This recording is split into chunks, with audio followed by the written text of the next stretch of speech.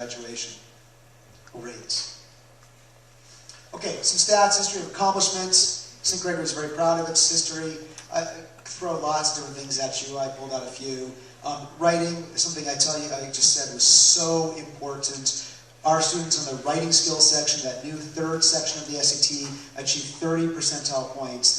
Their median performance is at the 80th percentile instead of the 50th percentile, which would be the national average on their writing skills. We do a survey of our students, and nearly twice as many St. Gregory students report regularly writing papers longer than 5 pages compared to the national average. There's more writing here, there's more work on your writing, and your writing skills are better. But it's not, of course, certainly not just writing. We have multiple AP math courses, we have multiple AP science courses, we're offering differential equations for a group of our 12th grade students this year. I know those of you, particularly in the upper school tour, will get to see our science labs, which I really believe are the finest science labs of any high school in the state. I haven't been to every high school in the state, but I'm telling you, they're outstanding, beautiful science labs, and our kids are doing amazing, hands-on, rich, challenging science curricula in that program.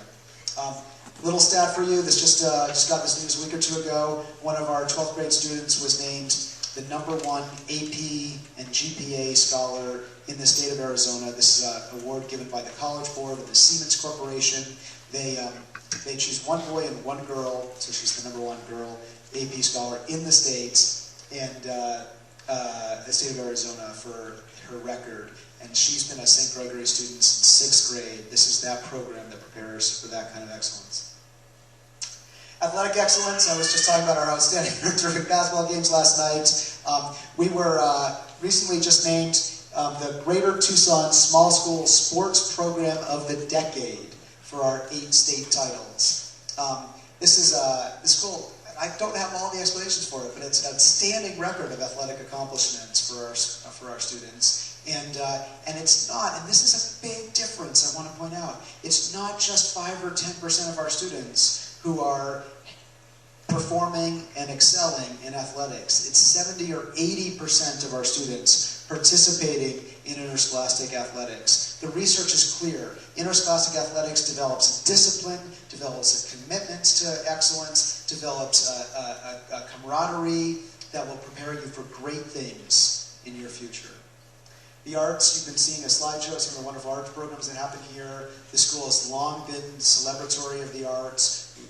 You're in the Arts Theater right now, and you can see it's a very fine, high-performance theater for excellent productions. Many of our students perform.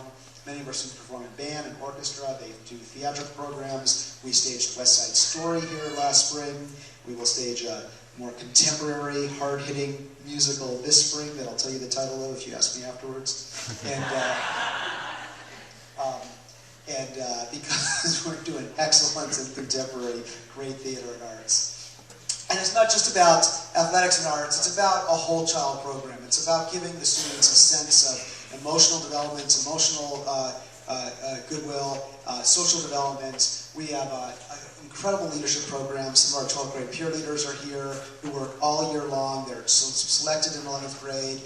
Emma's waving, one of our peer leaders. And Zach's here too, I know. They do mentoring programs for our students. They lead students on ropes courses. They are set for the future in their leadership skills. There are outstanding, really fun challenge courses, ropes courses built into the program. It's not, the academic program is premier, but it's supplemented by these kind of experiential programs where you are working in teams, overcoming obstacles, taking risks you don't think you're able to do, and excelling. Trips and travel programs, some of the 12th graders go to Kenya in the spring.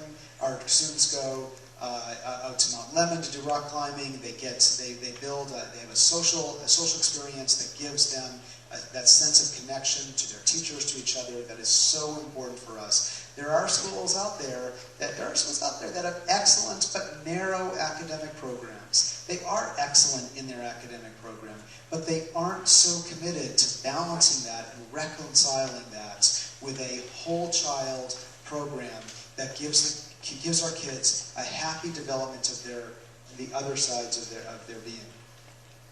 And of course, community service. You saw slides too in the community service program if you were there earlier.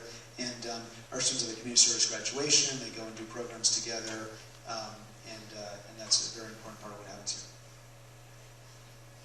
Okay, I just want to, I've been telling you about the tradition of excellence, what drew me to the school, what is so outstanding. But what I said also is that this school, I felt like, was more poised, was already doing the stuff and more ready to embrace taking the next step into becoming a 21st century school, a school of the future. And it's exciting for me because that's part of my passion, is making sure that we build upon excellence, that we carry forward the best of the past, and then bring to it new and important contemporary ideas. So of course, maintaining the tradition, we have an AP program, we have letter grades, we have SAT preparation. Of course, we're preparing for colleges in all the excellent traditional ways, and we're adding to that. We're adding to those letter grades a new report card section we call the Essential Goals for St. Gregory students, the egg, if you will. And our egg, this is a supplement to our report cards. So we still have our letter grades, we still have narrative comments available for you multiple times a year, we still have parent-teacher conferences, and we're asking students, we're asking them for more. We're asking more of them in what we want, in the ways in which we want them to grow. We're evaluating them, and they know they're accountable for growth in these areas. And we know as a result, by asking more, by putting it out there, by evaluating them, by supporting their growth, they're learning more.